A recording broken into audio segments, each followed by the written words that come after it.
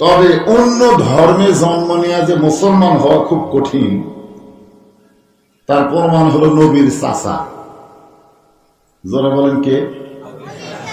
নবীর চাচা আবু তালেব, যিনি নবীকে দীর্ঘদিন লালন পালন করছেন, কোলে কাকালি করে বড় করছেন। আল্লাহ রাসূল এক সময় বলেছেন যে আমি বাবার মুখ দেখিনি, কিন্তু আমার চাচাই আমার বাবার মতো। সুবহানাল্লাহ। শিশুকালে ময়রা গেছে মা,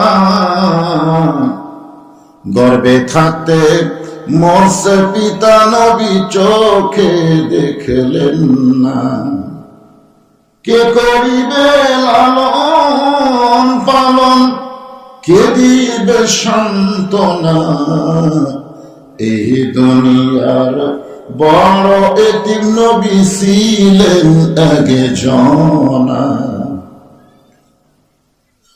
এই চাচা যখন মৃত্যুর দরজায়, তখন আল্লাহ নবী গিয়ে চাচার হাত ধরলেন, এভাবে হাত ধরে বললেন, চাচা মরে তো যাচ্ছে, খালি একটাবার বলেন লা ইলাহা ইল্লাল্লাহ মুহাম্মদ রাসূলুল্লাহ, আমি যেভাবে আপনার হাত ধরেছি এইভাবেই হাত ধরে আপনাকে জান্নাতে নিয়ে যাব।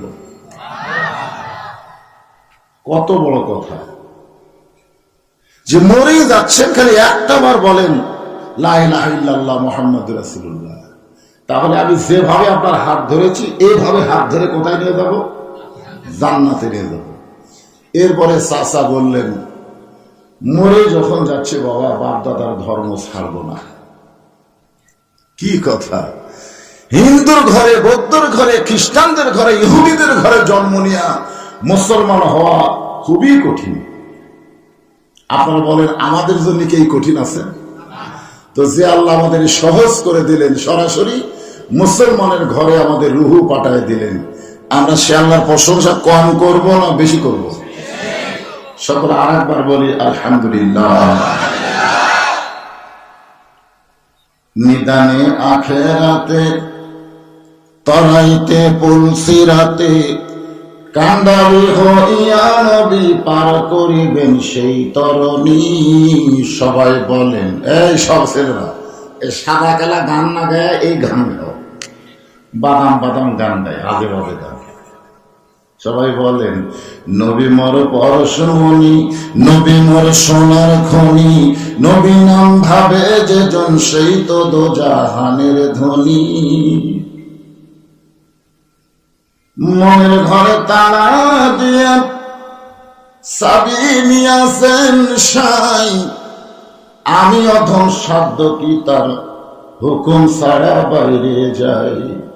আমার দুই কান্দে দুই মুহুরি, লিখিতেছেন ডায়েরি, দলিল দেখে রাই দিবে টাকা পয়সার নাই কারবার। সবাই এখন আমার সঙ্গে বলেন, আছেন আমার মুক্তার, আছেন আমার বারিস্টার, শেষ বিচারের কোন বিচারের? সবাই বলেন, শেষ বিচারের হাইকোর্টেতে তিনি আমায় করবেন পার, আমি পাপী রাসূল জাবিনদার। আল্লাহ যখন আমাদেরকে হাকিম হয়ে আসামি বানায় বিচার শুরু করবেন, ওই সময় আমাদের নবী, যারা বলেন কার নবী? আমাদের নবী উকিল হবে, বারিস্টার হয়ে আমাদেরকে সুপারিশ করে জামিন করে জান্নাতে নিয়ে যাবে। এমন একটা নবীর উম্মত হওয়াতে খুশি না বেজার? তাহলে আরেকবার বলি আলহামদুলিল্লাহ। এখন আসেন আল্লাহর প্রশংসা করার শেষ নম্বর কারণ, বহু কারণ, তার মধ্যে আজকে আমি 3টা কারণ। 1 নম্বর কারণ কি? মুসলমানের ঘরে জন্ম নিয়েছি, সুবহানাল্লাহ। 2 নম্বর কারণ হলো বিশ্ব নবীর উম্মত হয়েছে। আর 3 নম্বর কারণ, আপনারা যে কোরআন থেকে আলোচনা শুনবেন, আপনারা সকলে একটু একটা চায় থাকে দেখেন তো, দেখেন দেখেন, দেখছেন কি দেখলেন? আপনাদের মতো অনেকে আছে যারা আজ পর্যন্ত এই কোরআন শরীফটা হাত দিয়ে স্পর্শ করেনি, অথচ মুসলমান দাবি করে আমি মুসলমান, আমি মুসলমান, অথচ এই কোরআন শরীফটা আজ পর্যন্ত এরকম হাত দিয়ে ধরেনি। কারণ এই কোরআন ধরবার গেলেও শর্ত আছে। আল্লাহ বলেছে লা ইয়ামাসসুহু ইল্লাল মুতাহহারুন, তুমি কখনোই স্পর্শ করতে পারবে না যতক্ষণ পর্যন্ত তুমি পবিত্র না হবে।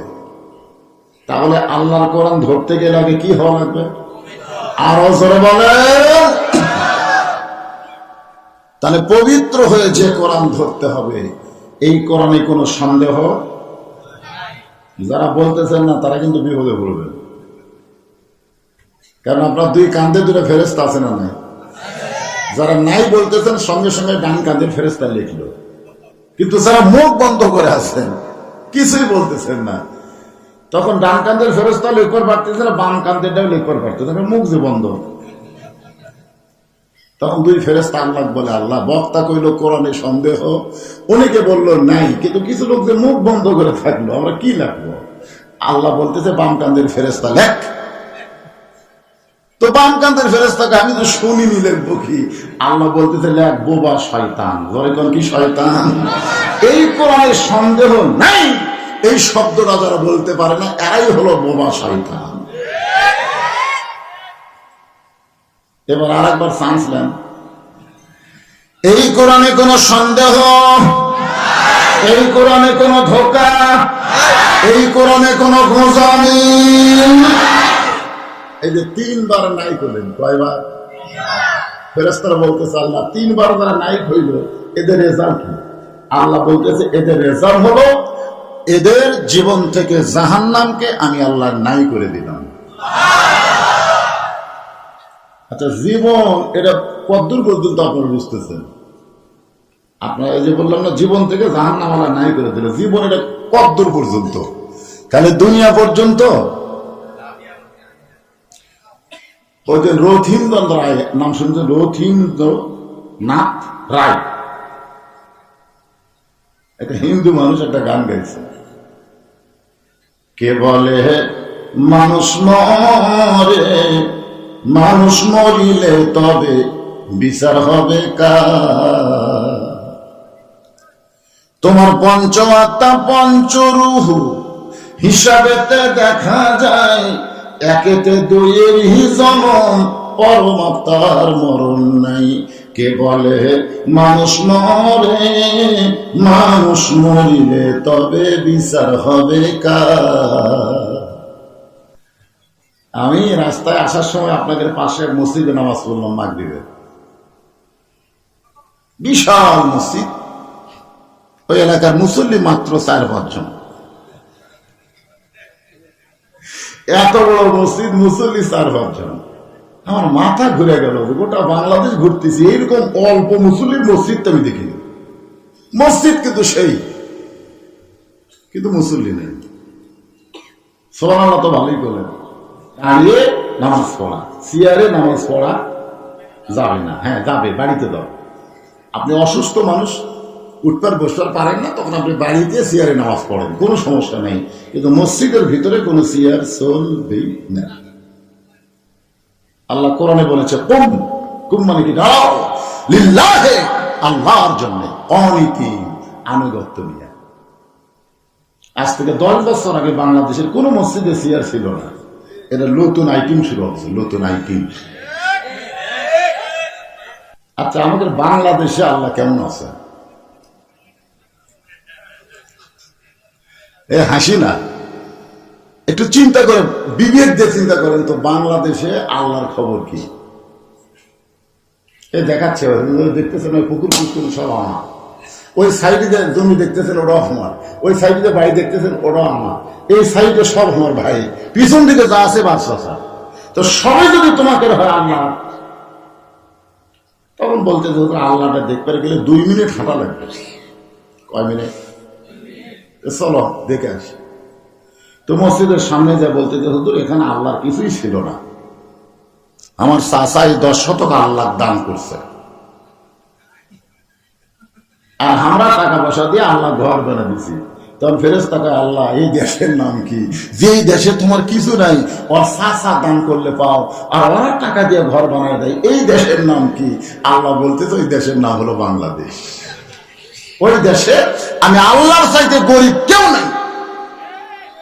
ওই বাংলাদেশে আল্লাহর কোরআনের চাইতে গরিব কেউ নাই। যখন কথা ঠিক কিনা?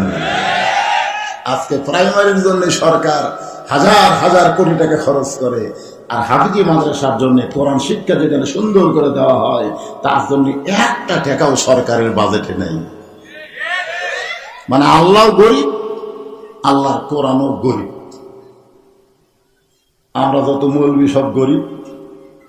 এই মৌলানারা কোনো গরম কথা বলবার গেলি নেতারা এসে গলা চাপে ধরবার চাই, ফেতরা খায় মৌলবি হলি, আমাদের চামড়ার পোশা খায় মৌলবি হলি, তুই আমার গরম কথা কোস কেন?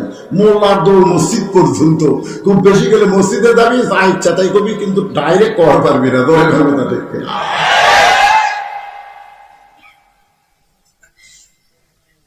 ومن الناس من يقول آمنا بالله وباليوم الآخر وما هم بمؤمنين।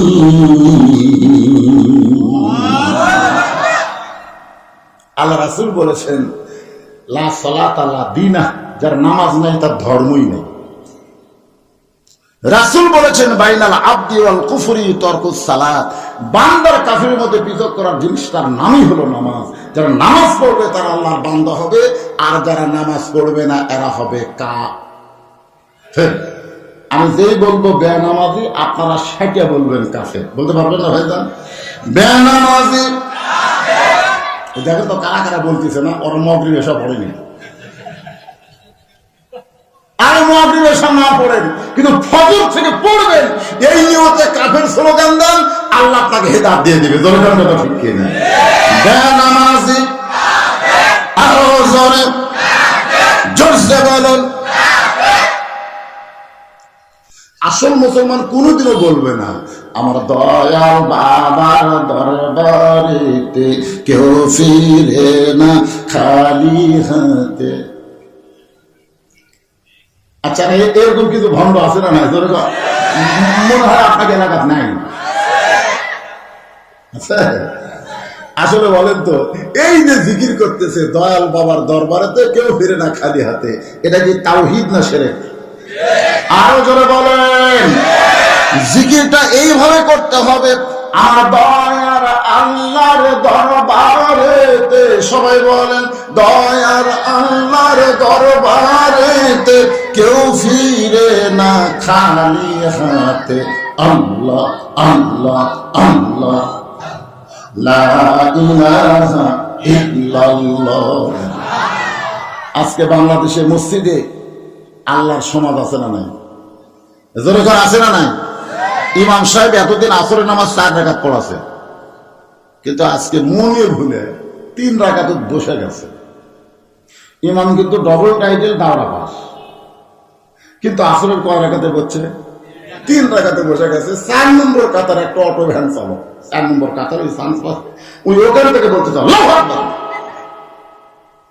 এখন আপনারা বলেন, ইমাম যদি মনে করে আমি ডবল টাইটেল দাওরা পাস, এতদিন 4 রাকাত পড়াছে, আজকে 3 রাকাতই বসেই থাকবো, সৈরাচারী হয়ে আমি উঠবো না, এই মনে করে যদি ইমাম বসে থাকে, আপনারা বলেন তো সমস্ত মুসল্লিরা ইমামের পক্ষে থাকবে না ভ্যানালার পক্ষে যাবে?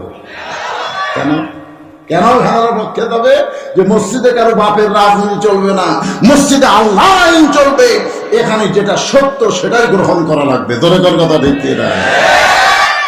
আচ্ছা, মসজিদের মধ্যে লোকমা দিয়া যদি ইমামকে আপনারা খাড়া করা পারেন ভুল করলে, সমাজের মধ্যে যারা নেতা আছে এদেরকে আপনারা কোনদিন লোকমা দিচ্ছেন?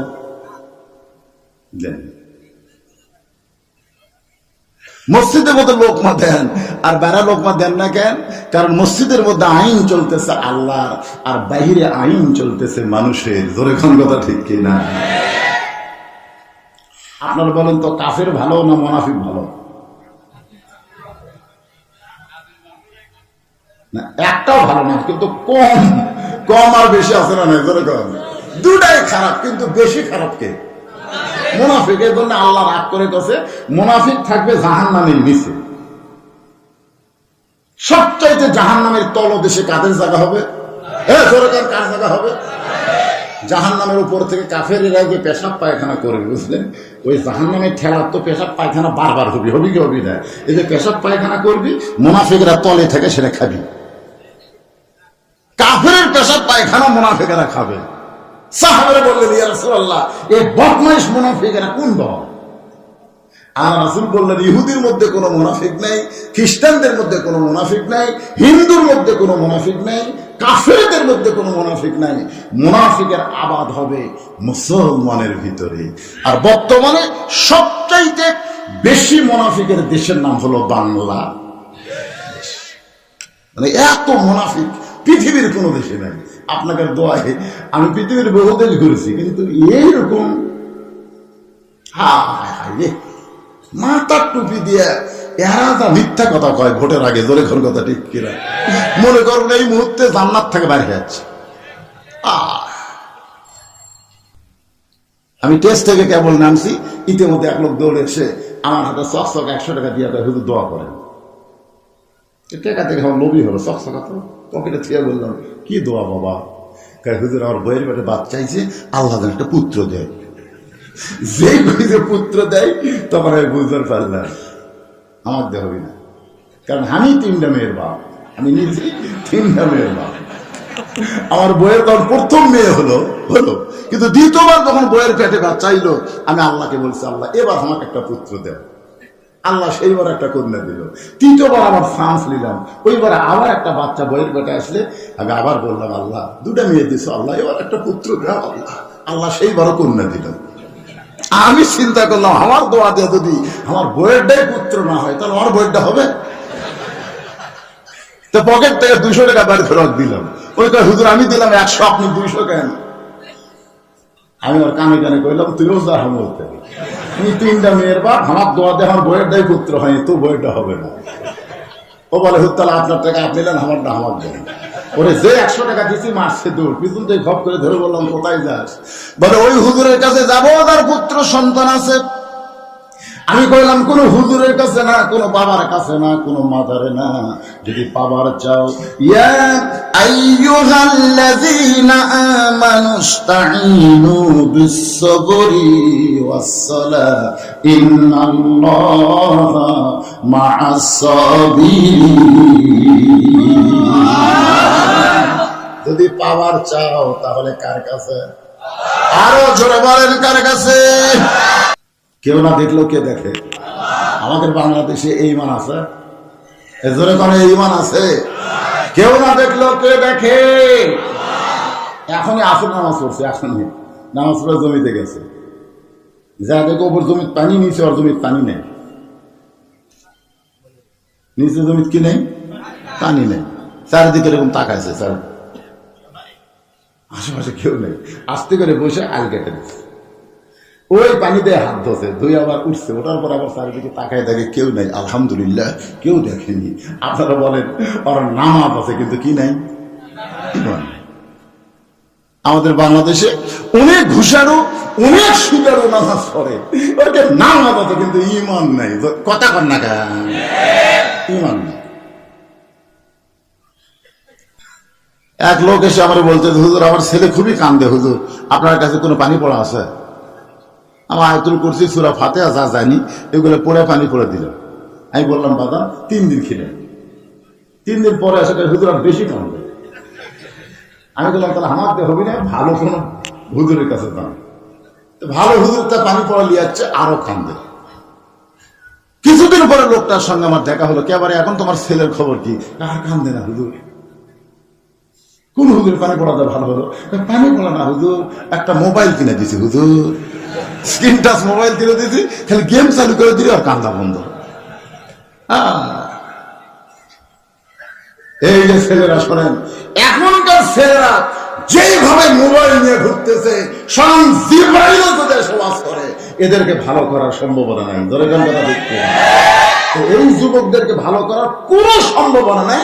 একটা মাত্র সম্ভাবনা, সেটা হলো আল্লাহর কোরআনের সমাজ যদি বাংলাদেশে চালু হয়ে যায়, তাহলে কেবলমাত্র এই যুবকগুলো ভালো হবে, নচেত ভালো হওয়ার কোনো সম্ভাবনা নাই।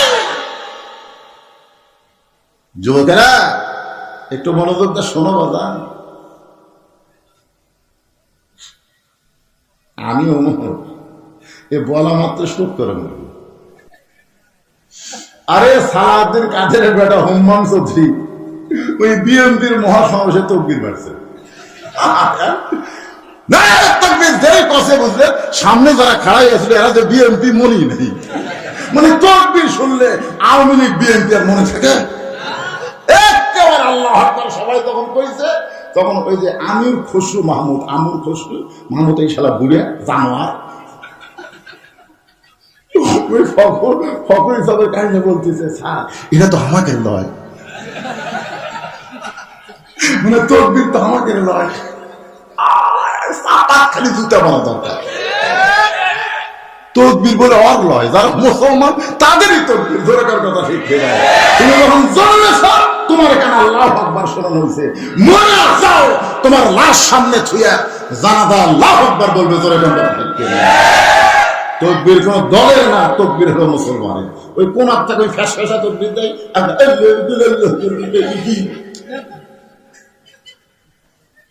দিবেন তো ভালো করে দিবেন, না দিবেন তো দিবেন না, ধরে কোন কথা ঠিক।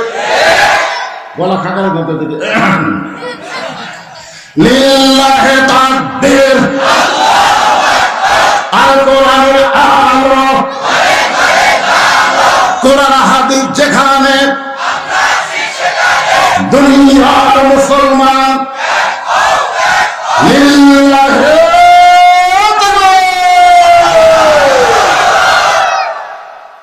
নিয়ত করছে, একজন নিয়ত করছে, আল্লাহ আমাকে একটা বেটা চল দিলে পীর সাহেব এক সুন্দর ভাত খেলাম। কাক খিলাবি?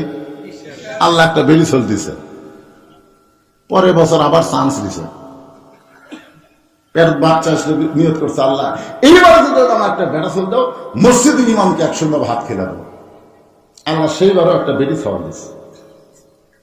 তৃতীয়বার আমার মতন আবার চান্স দিছে, চান্সলে বলতেছে, আল্লাহ আমাকে যদি একটা পুত্র সন্তান দাও তাহলে শয়তানকে এক সুন্দর ভাত খেলাম, শয়তান। তা আল্লাহ এইবার একটা পুত্র দিছে, তো এক বিপদ পড়ে গেছে। বউ খালি বলতেছে, দেখো তুমি কি মান্যত করছে, পুরা করা লাগবে, শয়তানের দাওয়াত দাও। স্বামী ভাই কে আল্লাহ আগে দিল না, শয়তানে খেলে পারছিলেন, আর আল্লাহ বেটা দিল, এখন শয়তান কোথায় পায়? বাচ্চার ছেলের মা বলতেছে, কোথায় বাবা সেটা জানি না, নিয়োগ করলে কেন? মান্যত পুরা করা উচিত, যদি শয়তানের দাওয়াত না দাও তোমার ছেলে কিন্তু বাঁচবি না। মন খারাপ করে রাস্তা ঘুরতেছে, একজন কে বা মন খারাপ কেন, কেউ বেটা ছাল হয়েছে, কেউ পুত্র হলে মন খুশি হওয়ার কথা, ব্যথার কেন? নিয়োগ করছি শয়তানকে এক সুন্দর ভাত খেলাম বাড়ি, কিন্তু শয়তান তো খুঁজে পাচ্ছি না। তখন বলছে, শয়তান যদি পাবার চাও তাহলে বাবার দরবারে যাও, শয়তান যদি পাবার দাও তো বাবার দরবারে যাও, বাবার দরবারে অসংখ্য শয়তান আছে। শয়তান যদি পাবার চাও তো কোথায় যাও? কতক্ষণ কোথায় যাও? আল্লাহরে ধন নবীরে দিয়া, নবীর ধন খাজানিয়া শুয়া আছে আজমিরে, কেউ ফেরে না খালি হাতে, বাবারে তোর দরবারে। এরকম গান আছে না নাই? মাথা লাগবে না, গাও ঘাও ভালো। তো এখন ওই বাবার দরবারে গেছে, তো বাবার দরবারে তোমার জুতা মদ্দা হয় না, বুঝলেন, খালি পানি দেওয়া লাগে। মক্কা মদিনার জুতা মদ্দা সব নামাজ পড়ে, আর এই শালা বাবার দরবার গেলে কি জুতা হল? আমি একবার সিলেটের শাহবাগে জুতা মদ্দা গেছি, একজন এসে বলতেছে, আব্দুর রহমান নায়ক খালি জুতা না খোলার কারণ ন্যাংরা হচ্ছে, আপনি হবেন? আমি আব্দুর রহমান কোন নায়ক আপনি চিনতেছেন না? রহমান নামে একটা নায়ক ছিল ভাই রে। তো এখন বাবার দরবারে গেছে, বাবা বলতেছে, খবর কি? বলে বেটা হয়েছে। কি খবর? বলে শয়তানকে এক সুন্দর ভাত খাওয়াবো, শয়তান খুঁজে পাচ্ছি না। আপনি চোখ বন্ধ করলেন, এই গোটা পৃথিবীর খবর জানেন, আপনি একটু বলেন তো বাবা, শয়তান এখন কোন জায়গা আছে? বাবার হাতে ছিল লাঠি, মারছে বাড়ি। আমার নিয়ত করা পারিসনি, আপনার নিয়ত করছিলাম কন্যা সন্তান আছে। পিটন খেয়ে মনের দুঃখে ঘুরতেছে, জুমার দিন ইমামের সাথে দেখা আছে। ইমাম বলে, মন খারাপ কেন? বলে, বাবার কাছে শয়তানি খোঁজে গেছিলাম, পিটন দিছে। ইমাম কয়, শয়তান খোঁজার বাবার দরবারে যাও কেন? বলে হুজুর কোথায় গেলে শয়তান পাবো? শয়তান যদি দেখতে চাও মসজিদের বারান্দার নামাজ পড়বা, লাগাতার 3 জুম্মা দেখবে সবার শেষে আসে আগে যায়, শেষে এসে আগে যায়। এই ব্যক্তি যদি লাগাতার 3 জুম্মা আমল করে বুঝবে ওই শয়তান, ওকে এক সন্ধ্যা খাওয়ালে তোমার মান্নত পুরো হয়ে দিবে। লাগাতার 3 জুম্মা তুমি দেখবে কোন ব্যক্তি সবার শেষে এসে আগে যায়। একই ব্যক্তি যদি আমল করে তাহলে ফাওয়াইলুল লিল মুসাল্লিন, শয়তানের বড় ভাই, ওকে এক সন্ধ্যা খেলালি তোর মান্নত পুরো হবে, যা। বলে হুজুর মানুষের মধ্যে কি কোনোদিন শয়তান হয়? সঙ্গে সঙ্গে ইমাম বলতেছে আমার সঙ্গে সকলে পড়েন, কুল আউযু বিরাব্বিন নাস মালিকিন নাস ইলাহিন নাস মিন শাররিল ওয়াসওয়াসিল খান্নাস আল্লাযী ইউওয়াসবিসু ফি সুদুরিন নাস মিনাল জিন্নাতি ওয়ান নাস। প্রথম জুম্মা এসে দেখে সবার শেষে হচ্ছে ওর চাচা আর বাপের ছোট ভাই। মনে মনে কয় কে রে, চাচা না সবার শেষে আছে, আগে তো বার হবি না, চাচা আগে বার হয়ে গেছে। প্রথম জুম্মায় চিন্তা করতেছে আরো 2 জুম্মা বাকি আছে। পরের জুম্মায় দেখে ওই চাচায় শেষে, চাচায় আগে। এখন ফাইনাল জুম্মাতে এসে কাঁদতেছে, আল্লাহ আল্লাহ আমি শয়তান দেখতে চাই, তাই হলো বাপের ছোট ভাই, আজকে যেন চাচা একটু আগে আসে। দেখে না ওর দোয়া আল্লাহ কবুল করেনি, ওই চাচায় আগে শেষে এসে চাচায় আগে বের হয়ে গেছে। মনে মনে খুশি আবার বেজার। বেজার হওয়ার কারণ হলো চাচা শয়তান, আর খুশি হওয়ার কারণ হলো মান্নত পুরা হলো। চাচার বাড়ি যা বলে, চাচা আগামী সোমবার আমার বাড়িতে আপনার দাওয়াত। চাচা কামদের বলে, বইয়ের অত্যাচারে বেটার বাড়িতে বাপের দাওয়াত হয় না, আর তুই ভ্যাসতে হয়ে আমার দাওয়াত দিলি? চাচা আগামী সোমবারে আমার বাড়িতে আপনার দাওয়াত। চাচা কান্দের বলে, বইয়ের অত্যাচারে বেটার বাড়িতে বাপের খাওয়া হয় না, আর তুই ভ্যাসতে হয়ে আমাকে দাওয়াত দিলি। ভাসতে মনে মনে কয় কি দেখাবে দাওয়াত দিছি, আগে কব না কইলে গুমুর ফাঁসবি মান্নত পুরে হবি। আগামী সোমবার, ধরে কন কি বার? আগামী সোমবারে চাচা ভাস্তার বাড়িতে যাবে।